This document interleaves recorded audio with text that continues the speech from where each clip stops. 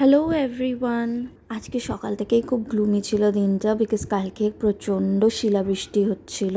তো আজকে সকাল থেকেই ওই একটা হালকা বৃষ্টির আবহাওয়া। তো সকালে আমি ব্রেকফাস্টে খেয়েছিলাম মুসলি, আর তারপর ওই 12টা নাগাদ আবার একটু খিদে পাওয়ার জন্য একটু শশা খেয়ে নিয়েছিলাম আর একটা লাড্ডুও খেয়েছিলাম। আমার মনসুনস কিন্তু খুব ভালো লাগে, কিন্তু সেই ভেতর থেকে। তো কাদের কাদের ভেতর থেকেই বেশি ভালো লাগে আমাকে কমেন্টসে কিন্তু জানিও। তারপরে লাঞ্চে ছিল আজকে ইলিশ মাছ, তার ডিম, তেল, আর তার সাথে একটা মা তরকারিও করেছিল।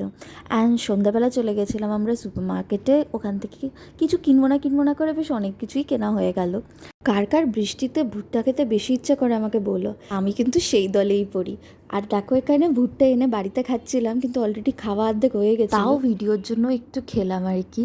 তারপরে একটু নাটস খেয়ে নিয়েছিলাম। অ্যান্ড আজকে ডিনারে ছিল কষা মাংস আর রুটি। মা জাস্ট কষা মাংসটা ব্যাপক বানিয়েছিল। আর এইভাবেই দিনটা শেষ করলাম।